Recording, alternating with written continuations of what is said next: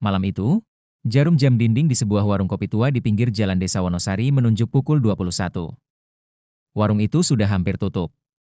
Pemiliknya, Pak Samin, sedang membereskan gelas-gelas bekas pelanggan yang tadi sore ramai mengobrol.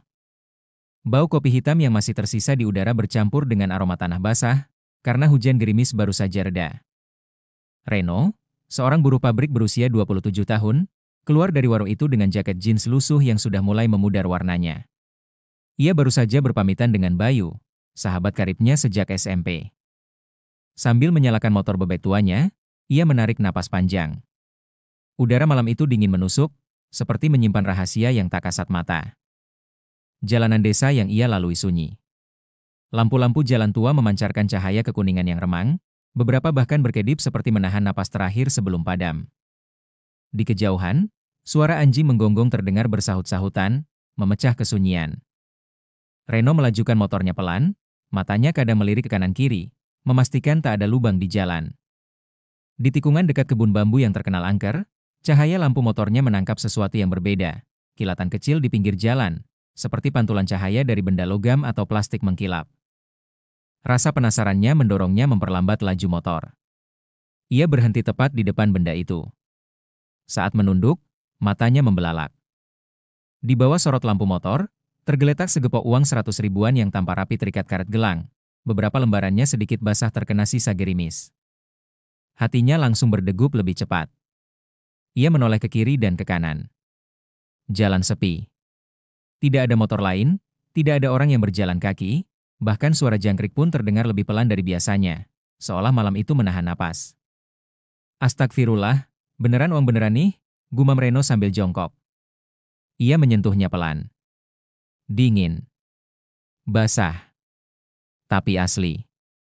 Kalau dihitung cepat, jumlahnya kira-kira 1 juta rupiah. Dalam hati, Reno merasa ini seperti rezeki nomplok.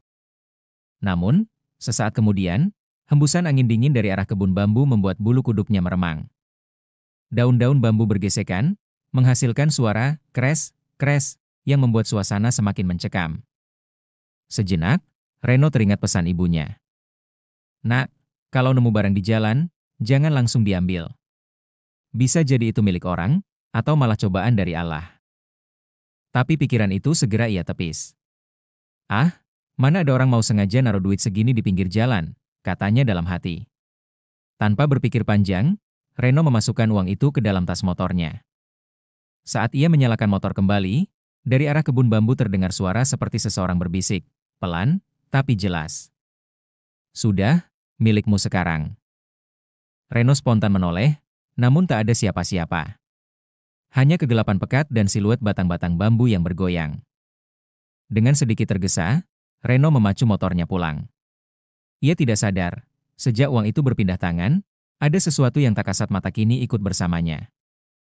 Keesokan paginya, mentari baru saja menembus tipis kabut di atas desa Wonosari. Reno sudah berada di pabrik, mengenakan seragam biru tua dan helm proyek.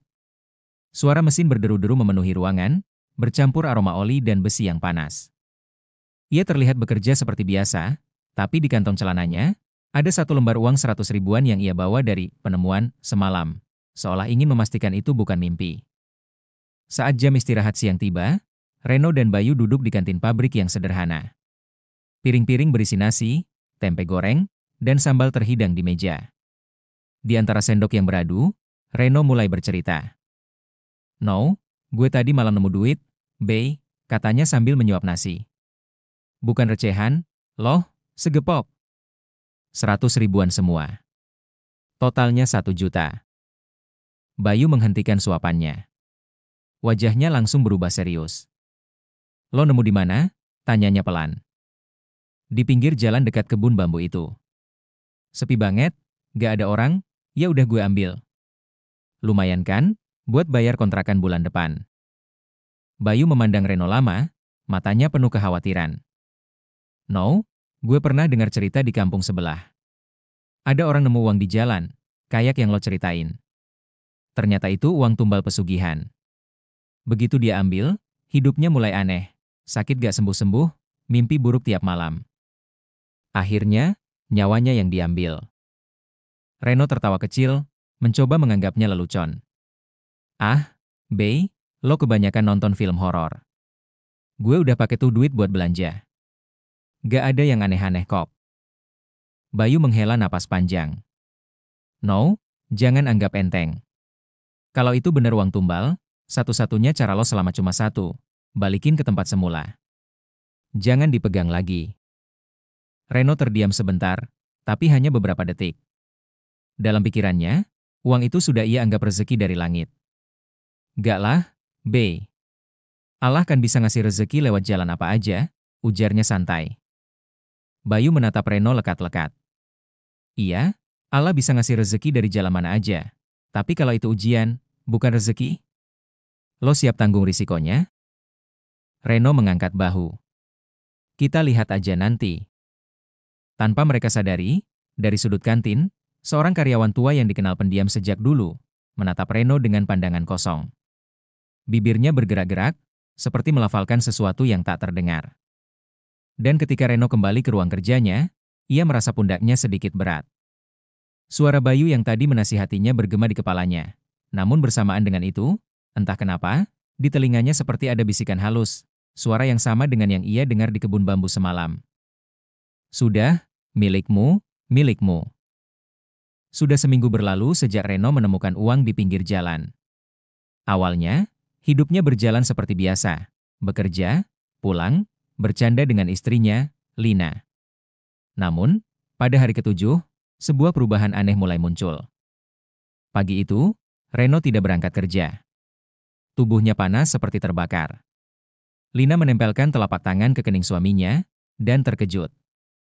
Mas, panas banget, ayo kita ke puskesmas, ucapnya cemas. Reno hanya menggeleng lemah. Gak usah, paling cuma masuk angin.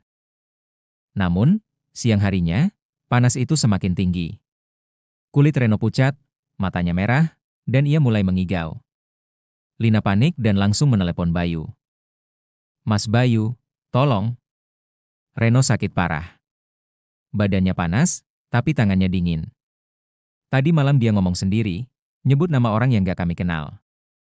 Bayu datang tergesa.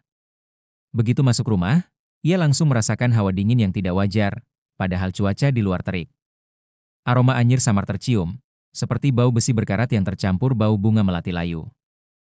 Reno terbaring di ranjang, matanya setengah terbuka, napasnya berat. Keringat dingin membasahi seluruh tubuhnya, namun wajahnya tampak tersiksa. Di sela-sela igauan, Bayu mendengar suara lirih. Jangan bawa aku belum siap. Bayu menatap Lina. Kita bawa ke rumah sakit sekarang. Dengan terburu-buru, mereka membawa Reno ke rumah sakit terdekat. Dokter memeriksa dengan teliti. Tes darah, röntgen, semua dilakukan. Namun hasilnya mengejutkan, tidak ada penyakit apapun yang terdeteksi. Kondisinya normal secara medis, kata dokter bingung. Tapi kenapa badannya lemah begini, saya juga tidak mengerti. Malam itu, Bayu memutuskan untuk menemani Reno di ruang rawat inap. Pukul 2 dini hari, ketika suasana rumah sakit sunyi dan hanya terdengar dengungan AC, Bayu terbangun karena suara bisikan. Awalnya ia mengira Reno yang mengigau lagi. Tapi saat menoleh, Reno sedang tertidur lelap. Bisikan itu datang dari sudut ruangan yang gelap. Pelan, tapi jelas. Gantinya sudah ada, waktunya sebentar lagi. Lampu di sudut ruangan berkedip 3 kali, lalu menyala redup. Bayu merinding, keringat dingin membasahi tengkuknya. Ia menoleh lagi ke arah Reno, dan Reno tersenyum samar dalam tidurnya, seperti seseorang yang sedang mendengar kabar yang ditunggu-tunggu. Bayu mulai sadar, ini bukan sakit biasa. Ada sesuatu yang ikut bersama Reno sejak malam ia mengambil uang itu. Setelah 3 hari Reno dirawat di rumah sakit tanpa tanda-tanda membaik, Lina akhirnya memutuskan untuk memanggil Ustadz Hasan, seorang ustadz sepuh yang dikenal masyarakat desa sebagai ahli ruqyah. Bayu yang mendampingi sejak awal langsung menyetujuinya. Sore itu, langit Wonosari mendung pekat, angin bertiup kencang, dan aroma hujan bercampur tanah basah memenuhi udara. Ustadz Hasan datang dengan pakaian putih sederhana, peci hitam, dan tas kecil berisi Al-Quran, air mineral, dan beberapa botol kecil berisi minyak zaitun. Begitu memasuki kamar rawat Reno, Ustadz itu terdiam sejenak. Matanya menyipit, menatap Reno dari ujung kaki sampai kepala. Bismillah, gumamnya lirih. Saya merasakan hawa yang tidak wajar di sini. Bayu dan Lina saling berpandangan.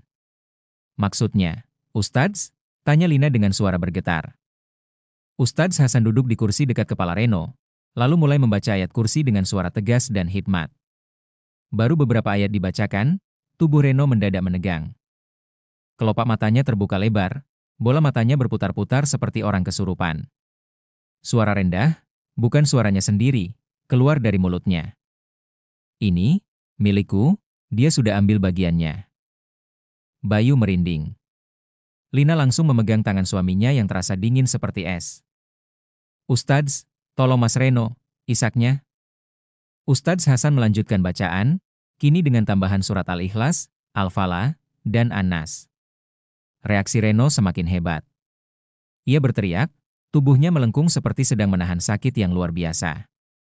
Aroma busuk tiba-tiba memenuhi ruangan, bau yang menusuk hidung, seperti campuran bangkai dan kemenyan terbakar. Tiba-tiba Reno memuntahkan cairan hitam pekat, kental, dengan gumpalan-gumpalan aneh di dalamnya. Saat salah satu gumpalan jatuh ke lantai, terlihat belatung kecil yang menggeliat sebelum mati terkena percikan air ruqyah.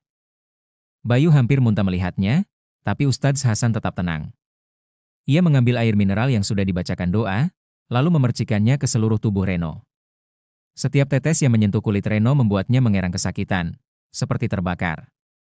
Setelah sesi ruqyah mereda, Ustadz Hasan berkata dengan nada tegas namun penuh iba. Uang yang kamu temukan itu bukan rezeki.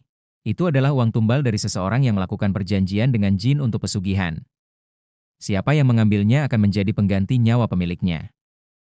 Selama uang itu di tanganmu, nyawamu jadi taruhannya. Lina menangis histeris. Bayu menatap Reno dengan mata berkaca-kaca. Reno sendiri, kini mulai sadar, meneteskan air mata. Ia terlalu yakin bahwa uang itu adalah keberuntungan, padahal ia sedang memegang jalan menuju kematiannya. Ustadz Hasan memberi pesan. Segera kembalikan atau musnahkan uang itu dengan doa yang benar. Jangan pernah lagi mengambil sesuatu yang bukan hakmu. Dunia ini penuh ujian, dan tidak semua yang terlihat seperti rezeki adalah kebaikan. Di luar kamar, hujan mulai turun deras. Dan entah kebetulan atau tidak, listrik rumah sakit sempat padam selama beberapa detik, meninggalkan ruangan itu dalam kegelapan yang mencekam. Malam itu, setelah sesi ruqyah berakhir, Reno tertidur pulas untuk pertama kalinya sejak ia jatuh sakit. Wajahnya yang tadi pucat mulai kembali berwarna. Lina duduk di sampingnya, menggenggam tangannya erat, tak henti-hentinya mengucap syukur. Bayu, meski masih dirundung rasa takut, merasa lega melihat sahabatnya mulai membaik. Keesokan paginya, Reno terbangun. Pandangannya sayu, tapi senyum tipis terukir di wajahnya. Ia memanggil pelan, Bayu. Lina. Mereka segera menghampirinya. Air mata Reno mengalir. Aku minta maaf. Aku salah. Aku kira uang itu rezeki, padahal itu jalan kematian. Di dalam mimpi, aku seperti berada di sumur gelap.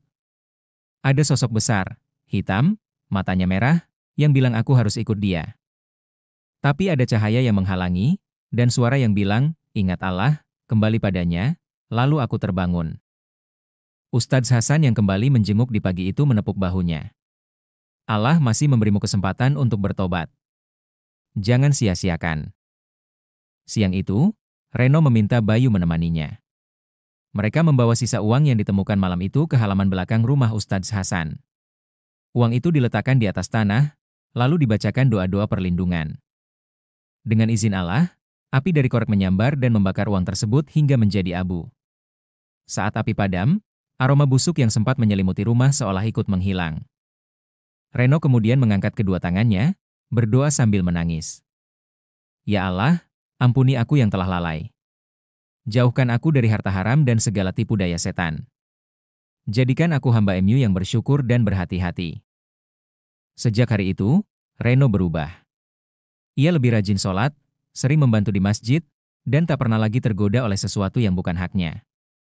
Luka batin dan rasa takut itu memang masih ada, tapi ia menjadikannya pengingat bahwa tidak semua yang terlihat seperti rezeki adalah kebaikan. Bayu, yang menyaksikan semua itu, merasa pelajaran ini juga untuk dirinya. Mereka berdua kini selalu mengingat pesan Rasulullah. Sesungguhnya Allah itu baik dan tidak menerima kecuali yang baik. HR. Muslim. Malam-malam di desa Wonosari kembali tenang. Namun setiap kali Reno melewati kebun bambu tempat ia menemukan uang itu, ia selalu beristighfar, karena ia tahu, di balik gelapnya malam, mungkin masih ada orang yang mencoba menebar ujian dengan cara yang sama.